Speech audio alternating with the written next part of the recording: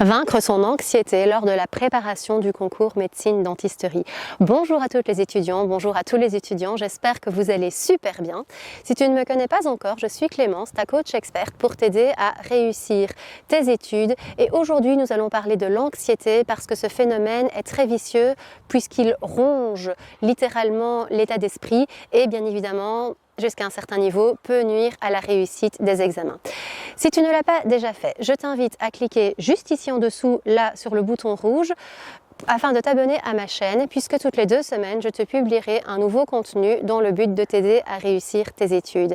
Mais également, tu peux aussi, juste là, ici en dessous, dans le descriptif de la vidéo, là, télécharger le document qui reprend la synthèse de tout ce que je te délivre dans cette vidéo, toujours bien évidemment dans le but de réussir ton concours en médecine-dentisterie, donc ne t'en prive surtout pas. Avant de détailler plus en profondeur les solutions pour vaincre son anxiété, il est intéressant de comprendre un petit peu ce phénomène de l'anxiété. Alors l'anxiété, en fait, finalement, c'est en quelque sorte des inquiétudes qui sont là et qui au bout d'un certain moment sont des inquiétudes qui deviennent de plus en plus fréquentes, de plus en plus prenantes au niveau état d'esprit, au niveau vraiment cognitif, qui plombent. Et l'anxiété, en fait, c'est finalement des inquiétudes qui ont été portées à outrance et dont on ne parvient plus à se défaire et qui amène un peu en permanence, ou en tout cas très souvent, trop souvent, un état d'esprit qui est assez négatif. En fait, l'anxiété, même indépendamment des études, c'est un phénomène qui est de plus en plus présent dans notre société, parce que notre société est quand même globalement assez négative et pessimiste. Et donc, on se met des peurs, on pense à tous les scénarios possibles et en fait dans les scénarios possibles, bien souvent celui qu'on va retenir c'est celui qui est le plus catastrophique de tous et donc parfois pour un problème qui se passe là à un moment donné, on est en train d'imaginer toutes les conséquences du problème et en fait on imagine les conséquences les plus négatives qui soient alors qu'en fait il y a peut-être 100 autres possibilités de conséquences, mais on va vraiment se focaliser sur la plus dramatique, sur la plus pessimiste et on va comme ça se parasiter l'esprit à aller penser à tous ces problèmes alors que finalement peut-être que pour un problème il y a des solutions qui sont là devant les yeux ou bien il y a quelque chose qu'on n'a pas imaginé et le problème se résout un petit peu comme ça naturellement et donc voilà, c'est vraiment un gros problème de pessimisme à outrance où on ne parvient plus à contrôler ses pensées et le cerveau s'emballe en imaginant en fait ce qui va aller se passer dans le futur alors qu'on ne sait pas au final ce qui va se passer et donc on se pourrit vraiment l'esprit.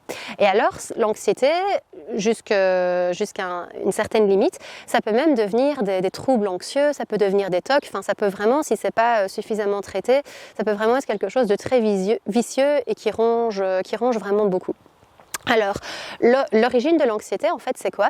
L'anxiété, c'est vraiment des peurs irrationnelles, parce qu'on est vraiment trop loin dans le fait de psychoter. C'est vraiment une peur irrationnelle et excessive. Et en fait, les conséquences, comme je viens de te l'expliquer, c'est vraiment toute cette spirale négative. Et donc, d'un problème, on l'amplifie. Et on est là à s'imaginer le truc le plus catastrophique du monde, alors qu'en fait, dans beaucoup de situations, ça se résout. Et si je prends la situation de l'anxiété, dans le contexte des études, bien évidemment, le scénario catastrophe, celui qu'on imagine le plus, c'est bien évidemment le fait de se dire qu'on va rater ses examens. Et même si on est sûr de rater son examen parce qu'on connaît absolument pas sa matière et qu'on est sûr de le rater, au lieu de juste se concentrer sur le fait de voilà, je vais rater, on est déjà en train de s'imaginer, mais oui, mais si j'ai raté mon examen, je ne pourrai pas accéder à mon rêve, et mes parents vont me tuer, et tout le monde va me prendre pour un nul, et j'arriverai jamais à avoir le métier que je veux et voilà, au lieu d'être juste sur rater l'examen, on est déjà en train de s'imaginer 20 ans plus tard qu'on est dans une situation absolument désespérée parce qu'on n'a pas réussi à parvenir à son objectif qu'on s'était fixé, donc voilà, ça peut très vite s'emballer. Alors, par rapport à l'anxiété, elle se manifeste généralement à 3 niveaux. Alors, elle se manifeste au niveau cognitif, au niveau physique et au niveau comportemental. Alors, le niveau cognitif, c'est quoi? C'est simplement les pensées. Donc, par rapport à l'anxiété, on va penser à tout ce qui se passe. Donc, c'est un petit peu ce que je t'ai décrit ici. En fait, on pense au pire des scénarios, on pense à tout ce qui va se passer, on pense, dans le cas des examens, par exemple, si jamais on ne maîtrise pas assez bien quelque chose, on pense directement qu'on va rater. Et puis, comme on pense directement qu'on va rater, on pense directement à toutes les conséquences négatives de ça. Donc c'est vraiment une anxiété où c'est juste mental, quoi. C'est vraiment, on se fait des idées et on se raconte une histoire. Alors au niveau physique, l'anxiété, le physique c'est vraiment le corporel, donc c'est par exemple le fait de se sentir noué, on se sent vraiment tendu, on peut avoir du mal de manger, si on est vraiment, si on a l'estomac noué, on a plus de mal à manger, ça peut être des tremblements, enfin voilà, ça peut être vraiment le corps qui vraiment prend tout ce stress et toute cette anxiété. Et par exemple, au niveau des examens qu'on doit présenter, c'est qu'on est tellement stressé, qu'on ne sait pas se nourrir correctement, on peut aussi avoir des troubles du sommeil. Voilà, ça c'est vraiment le niveau physique, c'est au niveau corporel. Et puis au niveau comportemental, c'est les actions qu'on va mettre en place au niveau de cette anxiété. Et en fait, paradoxalement, même si ça peut te paraître bizarre ce que je vais te dire là, au niveau comportemental, un truc assez typique qu'un étudiant peut faire, c'est justement d'arrêter d'étudier, de ne pas étudier assez, de ne pas assez travailler. Alors tu vas te dire, mais enfin c'est bizarre, si déjà comme ça j'ai peur d'aller rater mon examen, je ne vais pas en plus ne pas étudier. Eh bien en fait si, parce que le fait de ne pas étudier, donc littéralement si tu n'étudies pas assez ou si tu abandonnes, si tu arrêtes de t'investir pour ton examen, forcément tu vas le rater. Mais c'est beaucoup plus facile d'assumer un échec en se disant je suis en échec parce que j'ai eu un comportement qui a fait que je me suis mis en échec tout seul, plutôt que de se dire je suis en échec alors que j'ai tout donné, j'ai étudié comme un malade, je me suis privée de plein de trucs et j'ai quand même raté. Et dans ce cas-là, la conclusion que tu te fais sur toi-même, c'est de te dire mais en fait je suis vraiment nulle, je suis vraiment qu'une grosse merde, les autres ils ont réussi alors qu'ils ont bossé moins que moi je bosse comme un malade et je rate quand même, c'est parce que je suis trop con, c'est parce que je suis pas capable, c'est parce que je suis un gros raté de la vie, un gros poisseux. Et c'est vraiment très difficile en fait d'avoir ce genre de pensée sur soi. Et donc c'est beaucoup plus facile d'attribuer un échec à un comportement qu'on n'a pas bien fait correctement, parce qu'on se dit dans ce cas-là, avec un meilleur comportement, j'y parviendrai et au moins c'est plus facile de protéger son estime de soi que vraiment se sentir en dessous de tout et d'avoir l'impression que c'est une injustice monumentale de la vie, de se dire qu'on a autant sacrifié de son temps, de son énergie, de ses loisirs et tout pour étudier, si la finalité c'est quand même de rater à la fin, quoi. Donc voilà, ça c'est vraiment les 3 manifestations de l'anxiété.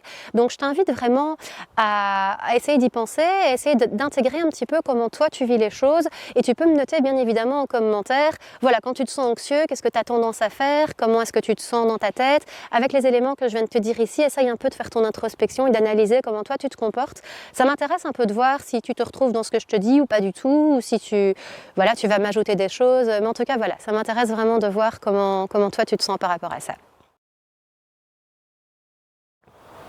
Maintenant que nous avons vu les différentes origines et les manifestations de l'anxiété, nous pouvons maintenant passer aux solutions pour améliorer ce problème. 5 solutions pour t'aider à vaincre ton anxiété. Première solution, te focaliser sur l'instant présent. Deuxième solution, maîtriser ta respiration. Troisième solution, bouger. Quatrième solution, faire face au problème. 5e solution, te mettre dans ta bulle par rapport aux autres. Alors, au niveau de ces différentes solutions, la première qui est de te focaliser sur l'instant présent, c'est justement parce que lorsque tu vas te sentir anxieux, tu te sens anxieux pourquoi ? Parce que dans tes pensées, tu vas penser à ce qui va se passer dans le futur. Et donc, tu anticipes toutes les catastrophes qui peuvent se passer dans le futur, au lieu d'être juste là sur l'instant présent. Alors, plutôt que d'être, par exemple, dans cette situation de l'examen que tu vas rater, tu peux te dire, là, aujourd'hui, 1 mois avant l'examen, j'en suis là, je connais ça, je maîtrise ça, et vraiment te dire, là, aujourd'hui, c'est comme ça. Tu ne sais pas ce qu'il en sera demain, tu ne sais pas ce qu'il en sera après-demain, tu ne sais pas ce qu'il en sera à la veille de l'examen, et même au moment de prendre ta feuille d'examen, tu ne sais pas encore si oui tu vas rater ou pas. Donc c'est vraiment te focaliser sur le moment présent plutôt que d'aller anticiper le futur, parce que tu vas t'imaginer de toute façon 20 000 scénarios et finalement ce qui va se passer pour toi, ce ne sera pas les 20 000 scénarios que tu as imaginés, les 20 000 scénarios pardon, ce sera plutôt le 20 001e scénario que tu n'auras pas considéré. Donc ça ne sert à rien d'aller comme ça se projeter dans le futur, c'est vraiment te focaliser sur l'instant présent et surtout les actions que tu peux faire dans le présent, plutôt que d'imaginer toutes les catastrophes et le pire qui puisse se passer. C'est vraiment là, aujourd'hui, maintenant, qu'est-ce que je peux faire pour que ça aille le mieux possible. Alors pour le deuxième point, maîtriser ta respiration, c'est vraiment le fait que bien souvent, simplement le fait de prendre le temps de respirer, ça détend le corps et on se sent déjà mieux, on réoxygène le tout, le corps, le cerveau et on se sent mieux par rapport à ça. Regarde un petit peu, rien que là, je vais respirer doucement, regarde. Et je sens déjà une détente dans mon corps, dans mes épaules, dans mon ventre. Alors il y a plein d'exercices beaucoup plus précis de respiration que tu peux faire dans les techniques de stretching, de yoga. Je ne sais pas si tu es un petit peu sportif, mais en tout cas c'est des techniques qu'on peut apprendre par différentes pratiques qui sont très saines à la santé. En tout cas, déjà rien que le fait de prendre le temps d'inspirer doucement et d'expirer, ça fait déjà du bien. Même dans le quotidien, tu auras peut-être déjà remarqué que si quelque chose t'énerve, tu vas avoir tendance à soupirer vraiment. Et déjà, rien que le fait de soupirer comme ça va déjà relâcher un peu ton corps et tu te sentiras mieux d'avoir soupiré parce que c'est une manière aussi d'évacuer et de relâcher les muscles. Donc vraiment, prends le temps quand tu sens que ça s'emballe, quand tu sens que tu es anxieux, vraiment prends le temps de respirer doucement. Et même quand tu n'es pas spécialement anxieux pour un moment donné, simplement si tu y penses, tiens, je prends le temps, je me fais pendant 1 minute ou 2, je respire calmement, posément, et rien que ça, tu te sentiras déjà mieux et tu auras moins vite tendance à partir dans de l'anxiété. Donc c'est super positif en fait pour se sentir mieux. Alors le troisième point qui est celui de bouger, alors c'est littéralement le fait de bouger plus. Alors évidemment l'idéal c'est de faire du sport parce que le sport est super sain à la santé, que ce soit un sport très tonique, très cardio, qu'un sport plus lent, plus paisible et plus basé sur de l'endurance. Mais malgré tout, même sans être dans le sport, simplement le fait de bouger, si tu es assis tout un après-midi sur ta chaise de bureau à étudier, de vraiment prendre le temps régulièrement, toutes les demi-heures, même les 20 minutes, c'est encore plus l'idéal, vraiment d'aller prendre ce temps de te lever de ta chaise, de bouger un petit peu comme ça, de faire 2-3 machins comme ça, même 1 minute, tu vois, mais déjà rien que ça peut faire du bien, mettre un petit peu de musique comme ça pour dire que ce soit entraînant et stimulant, et comme ça tu bouges et ça réoxygène le cerveau, et après ce sera beaucoup plus facile pour toi, déjà par rapport à l'anxiété puisque tu te seras réoxygéné, mais même en termes de concentration et tout, c'est positif à bien des niveaux, donc très franchement, vas-y, ça ne peut que te faire du bien. Alors le quatrième point, quand je te dis de faire face au problème, eh bien c'est que bien souvent, quand on est comme ça dans de l'anxiété, on se focalise sur tous les problèmes et toutes les conséquences négatives qui vont arriver, comme je te l'ai dit, mais par contre, rarement, vraiment on s'arrête, on regarde le problème en face et on se dit « Ok, je suis anxieux par rapport à ça, et donc je vais agir comme ça ». Par exemple, si tu es anxieux, en imaginant « Je vais rater mon examen, c'est cata », au lieu de te focaliser sur « Je vais rater mon examen », c'est de te dire « Je suis paniquée comme ça d'aller rater mon examen. Pourquoi est-ce que je pense ça ? Tiens, ah oui, c'est parce que je ne maîtrise pas cette partie de cours. Ah, c'est parce que je prends plus de temps pour étudier que prévu. Ah, c'est parce que, en fait, je panique tellement quand j'ai mon questionnaire que je risque d'être bloquée et de ne rien savoir écrire. » Et donc, selon ce que tu vis, est-ce que c'est un problème de gestion du temps, je suis trop lent? Est-ce que c'est un problème de je ne maîtrise pas cette partie de cours? Est-ce que c'est un problème de je suis paralysée?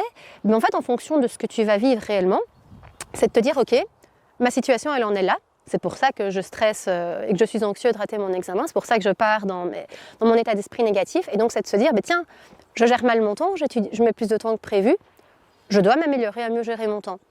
Tiens, je ne maîtrise pas bien tel et tel concept. Je me débrouille pour maîtriser ces concepts. Et je cherche sur Internet, je demande à quelqu'un. En gros, c'est vraiment d'aller vers la solution plutôt que d'amplifier le problème et de se concentrer sur tout ce qui ne va pas autour de ce problème. Voilà, je pense que tu as un petit peu saisi l'état d'esprit, mais en tout cas, c'est en faisant face au problème, tu vas justement naturellement mettre en place les solutions pour contourner le problème.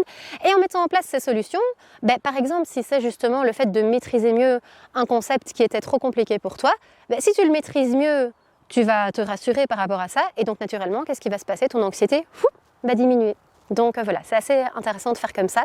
Et puis quand je dis, pour le dernier point, de te mettre dans ta bulle par rapport aux autres, c'est simplement le fait que toi, tu as déjà ta propre anxiété à toi, mais en fonction des personnes que tu vas côtoyer, ça pourrait renforcer ton anxiété, peu importe l'état d'esprit de la personne qui sera là face à toi. Du style, si toi tu es déjà anxieux et que tu vois quelqu'un de très anxieux autour de toi, tes parents par exemple, eh bien évidemment, tu vas ressentir leur anxiété et ça va t'en ajouter une couche et tu vas rentrer dans une spirale négative de l'anxiété parce que tu vas prendre l'anxiété des autres en plus de prendre ton anxiété à toi. Si au contraire tu vois que quelqu'un n'est pas assez anxieux, imaginons tes parents, tu vas te rajouter une pression et du stress et de l'énervement parce que tu vas te dire punaise, ils ont l'air d'en avoir rien à foutre et moi je suis là à donner tout ce que je peux pour mon examen et ils ne me considèrent pas et ça va te ramener quelque chose qui t'embête. Alors là j'ai pris l'exemple de tes parents. Mais c'est exactement pareil par rapport aux autres étudiants. Si toi, tu n'es pas plus anxieux que ça et que tu vois que tous les autres autour de toi sont anxieux, tu vas te dire merde, j'ai raté quelque chose, est-ce que c'est plus difficile que prévu, est-ce que j'ai minimisé le problème? Donc ça va t'en rajouter une couche. Et si tu vois que les autres ne sont pas fort anxieux, pas fort stressés par rapport à toi, tu vas te dire merde, eux, ils sont beaucoup plus calmes. Ah oui, mais comme ils sont beaucoup plus calmes, c'est que pour eux, ça va bien aller. Et moi, si je continue d'être stressée comme ça, moi, ça n'ira pas. Et donc, tu vas te rajouter une bulle par rapport à ton anxiété. Tu vas te rajouter une couche, pardon, j'ai dit bulle parce qu'on en parlait juste avant de la bulle par rapport aux autres. Mais bref, tu vas te rajouter une couche par rapport à ton anxiété et c'est pas la peine en fait. Donc tant par rapport à tes parents que par rapport aux autres étudiants, vraiment d'arriver à t'isoler pour essayer de ne pas amplifier ton anxiété sur base que les autres soient plus ou moins anxieux que toi, c'est vraiment pas la peine.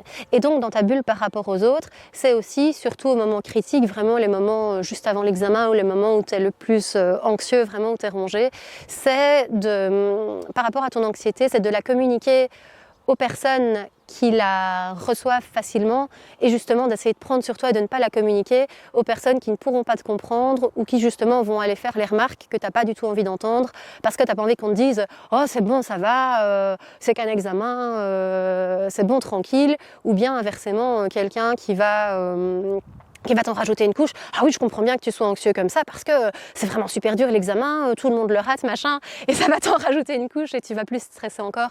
Donc voilà, c'est vraiment te mettre dans ta bulle et de sélectionner un petit peu l'entourage que tu as à ce moment-là, à qui tu le communiques, et aussi de sélectionner forcément l'entourage pour ne pas te prendre, comme je te l'ai dit, les émotions et l'anxiété des autres autour de tout ça.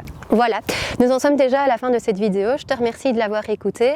Alors si tu ne l'as pas encore fait, je t'invite à cliquer, n'oublie pas, sur le bouton rouge là ici en dessous, là, afin de t'abonner à ma chaîne, puisque comme je te l'ai déjà dit, toutes les 2 semaines, je te publierai un nouveau contenu vidéo dans le but de t'aider, mais également, n'oublie pas le document présent juste ici en dessous, là, dans le descriptif de cette vidéo, qui reprend la synthèse de tout ce que je viens de te dire à travers la vidéo et qui te pose des questions dans le but d'identifier tes problèmes autour de l'anxiété. Donc ne t'en prive surtout pas, à coup sûr, ça ne peut que t'aider à mieux réussir tes examens. J'en ai fini avec cette vidéo, je te dis à dans 2 semaines et prends bien soin de toi, de ton anxiété pour te sentir le mieux possible. Ciao!